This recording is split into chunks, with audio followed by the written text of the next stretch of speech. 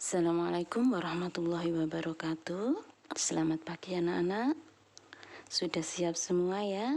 Di depan bukunya masing-masing dibuka halaman 155, pembelajaran yang kelima di subtema yang ketiga. Hari ini kita akan menyelesaikan pembelajaran sub 3, yaitu pembelajaran 5 dan 6 ya. Kita mulai dulu dengan membaca doa. Anak-anak juga berdoa, mudah-mudahan apa yang kita pelajari hari ini bermanfaat ya, barokah ilmunya untuk anak-anak. Bismillahirrahmanirrahim. Sudah semua? Kita masih tetap pada masalah atau pembahasan tentang cuaca dan penjumlahan dengan penyebut yang sama. Ya, kita mulai. Ayo mengamati, perhatikan, disiapkan juga pensilnya. Kalau anak-anak menemukan kata-kata yang penting, kalimat yang penting, bisa digarisbawahi supaya apa? Kalau belajar nanti anak-anak akan ingat kembali, ya. Ayo mengamati. Sepulang sekolah, Siti menonton berita di televisi. Pembawa acara menyampaikan perakiraan cuaca hari ini. Cuaca diperkirakan hujan. Awalnya Siti berencana bermain sepeda bersama Lani, tetapi karena mendengar perakiraan cuacanya akan hujan, Lani membatalkan rencana tersebut. Ya, simaklah percakapan di telepon antara Siti dan Lani. Kita tidak perlu ini percakapan antara Siti dan Lani. Lengkapi kalimat yang rumpang dengan kata yang ada pada kotak di bawah ini. Di sini ada kalimat yang rumpang. Kalimat rumpang itu artinya kalimat yang belum lengkap. Kalimat yang belum lengkap maksudnya adalah kalimat ini masih ada yang belum lengkap, belum ada terusannya. Seperti di sini ada titik-titiknya ini. Ini namanya kalimat rumpang, kalimat yang belum lengkap. Nah, anak-anak, tugas satunya adalah melengkapi pembicaraan atau percakapan Lani dengan kata-kata yang ada pada kotak di sini.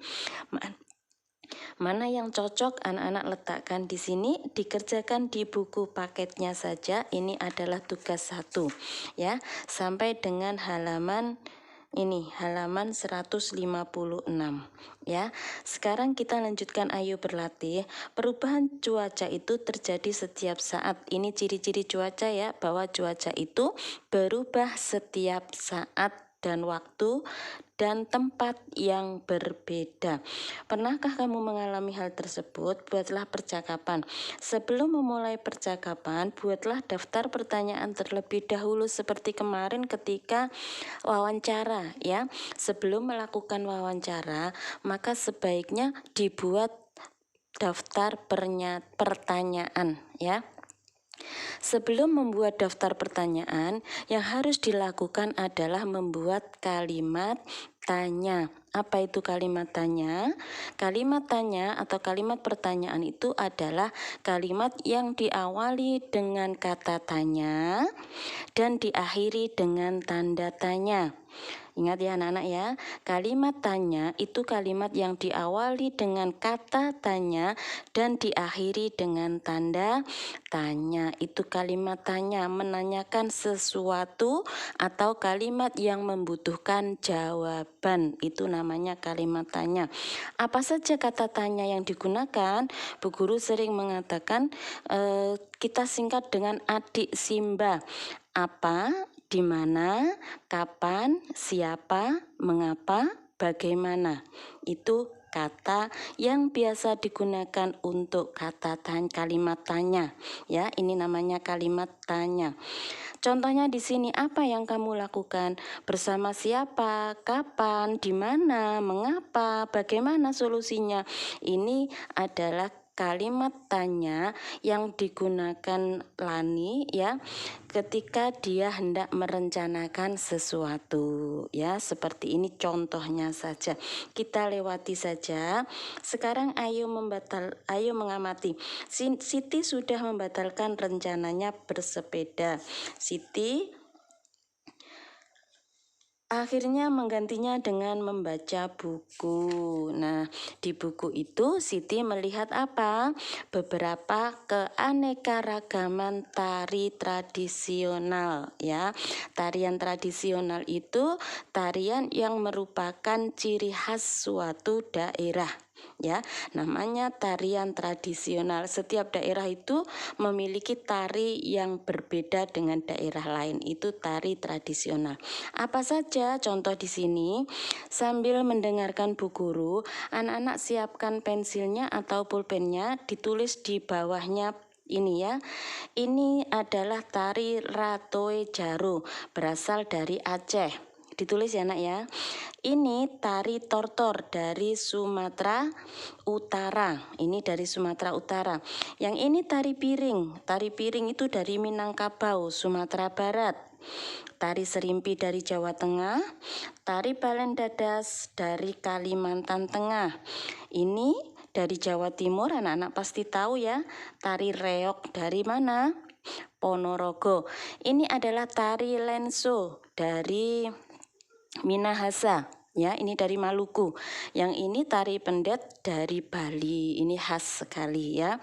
Tarian Nusantara sangat beragam. Kita boleh mempelajarinya. Kita tidak harus selalu mempelajari tarian daerah asal kita. Terhadap keberagaman tarian, maka sikap kita tetap ya menghargai, mencintai budaya. Budaya bukan hanya budaya kita sendiri, bukan hanya kebiasaan kita sendiri, tapi juga budaya bangsa atau suku yang lain, daerah lain ya. Kita sudah banyak belajar tentang keberagaman. Kemarin tanaman yang tumbuh subur, terus suku ya, sekarang keragaman tarian. Nah, sekarang kita beranjak ke ayo berlatih. Perhatikan, selesai berlatih Siti beristirahat, menikmati buah semangka yang telah disiapkan. Ini diperhatikan ya nak. Satu buah semangka awalnya dipotong menjadi 2, lalu dipotong lagi menjadi 4. Siti baru saja memakan 1/4-nya. Ia akan melanjutkan 1/4-nya lagi setelah makan malam. Pernyataan di atas jika ditulis dalam operasi matematika adalah 1/4 ditambah 1/4 sama dengan 2/4. Masih dalam penjumlahan bilangan pecahan berpenyebut sama. Jika penyebut sudah sama, maka terlebih dahulu samakan penyebutnya, tambahkan pembilangnya. Anak-anak harus selalu mengatakan pembilang dan penyebut. Angka yang di atas ini disebut pembilang, yang di bawah adalah penyebut. Bu Guru mengingatkan saja. Tugas yang kedua, selesaikan soal di bawah ini.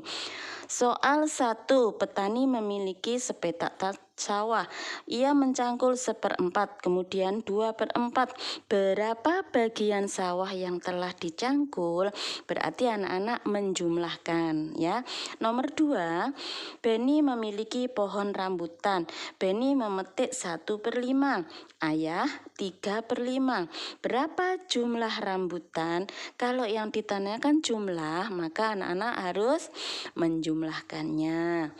Nomor 3, Ibu dan Siti akan membuat kue bolu. Ibu menghabiskan 3/4 kilogram tepung untuk 1 loyang. Sedangkan ibu akan membuat 3 loyang. Berapa jumlah tepung yang ibu butuhkan untuk 3 loyang? Nah, ini anak-anak harus memahami dulu ya. Ibu akan membuat 3 loyang kue. Jika 1 loyang, ibu membutuhkan 3/4 tepung. Berapa kalau 3 loyang? Nah, kan begini ya nak ya. Kalau 1 loyangnya ibu membutuhkan 3/4, berapa kilogram tepung yang ibu butuhkan untuk 3 loyang? Maka caranya adalah kalau 3 loyang, maka ibu membutuhkan 3 kali 3/4 kilogram tepung. tepung. Anak-anak tidak mengerjakan dengan perkalian ya, kita materinya penjumlahan bilangan pecahan. Jadi anak-anak menjumlahkan 3 kalinya 3/4. Caranya sama, jika penyebutnya sudah sama, anak-anak tinggal menjumlahkan pembilangnya saja ya. Kalau 1 kilogram 1 loyang itu 3/4, kalau 3 loyang berarti 3/4 ditambah 3/4 ditambah 3/4. Anak-anak jumlahkan sendiri itu ya. Sekarang nomor 4, Edo memiliki tali. Panjang talinya 1/5. Beni panjang talinya 1/5. Lani panjang talinya 3/5. Udin 2/5 meter. Berapakah panjang tali Edo dan Beni? Ini pertanyaan pertama. Berarti anak-anak menjumlahkan panjang tali Edo dan Beni. Kedua, berapa pula panjang tali Lani dan Udin? Anak-anak menjumlahkan panjang tali Lani dan Udin. Pertanyaan ketiga, tali siapakah yang paling panjang, yang lebih panjang? Berarti anak-anak harus membandingkan hasil penjumlahan tali Edo dan Beni dengan tali Lani dan Udin. Ya, berapa mana yang lebih besar, mana yang lebih panjang? Ya, anak-anak menjumlahkan lagi, kemudian membandingkan. Ya, ini yang nomor 4. Nomor 5, ibu memiliki 1/4 kilogram telur. Ibu membeli lagi 1/4 kilogram telur. Ayah membawakan lagi 2/4 kilogram telur. Berapa kilogram jumlah? Berarti kalau yang ditanyakan jumlah, anak-anak tinggal menjumlahkan. Sudah, sekarang ini pelajaran yang ke-5. Sekarang kita lanjutkan yang ke-6. Kita agak cepet ya anak ya, karena anak-anak juga sudah ketinggalan. Pembelajaran yang ke-6, ayo membaca. Penggalangan bantuan untuk pengungsi Gunung Agung sudah terkumpul. Hari ini barang bantuan akan dimasukkan ke dalam kardus. Udin mengajak teman mengepak barang-barang. Ya, kalau cerita ini anak-anak baca ya. Intinya pesan dari teks ini bahwa kalau anak-anak mau mengumpulkan barang, mengepak barang, menata barang, maka kumpulkan sesuai dengan jenisnya. Kalau anak-anak ini mau mengumpulkan bantuan pengungsi, kain semua, pakaian semua, peralatan lain, mainan atau kumpul dengan mainan ya. Seperti kalau anak-anak menata baju di lemari ya. Kalau pakaian kaos semua, atasan semua, baju seragam kumpul dengan baju seragam semua. Apa tujuannya?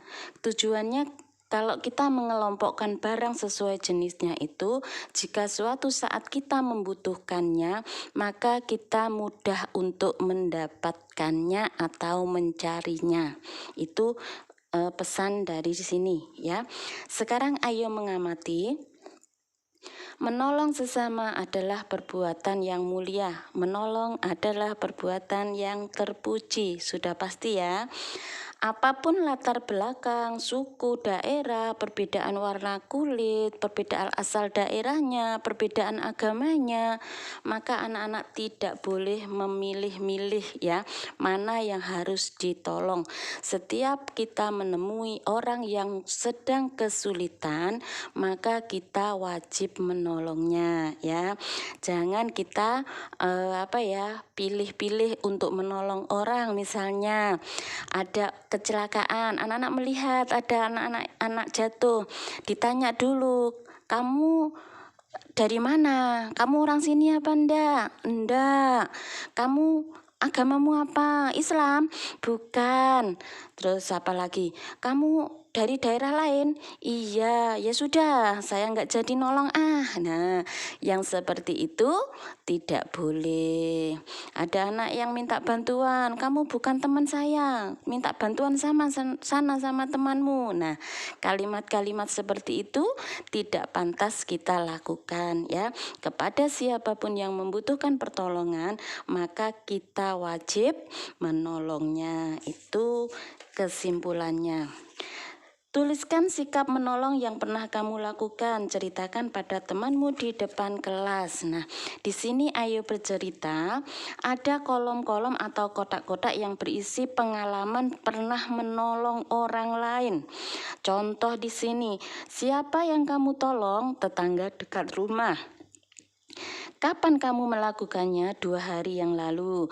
Apa yang kamu lakukan? Mengembalikan kucingnya yang telah hilang 2 hari. Nah, ini anak-anak bisa belajar ya, diisi sendiri ya. Biarkan mama mengoreksi atau bunda yang mengoreksi, anak-anak kerjakan sendiri. Contoh satu lagi saja. Siapa yang kamu tolong? Ayah, misalnya. Kapan kamu melakukannya?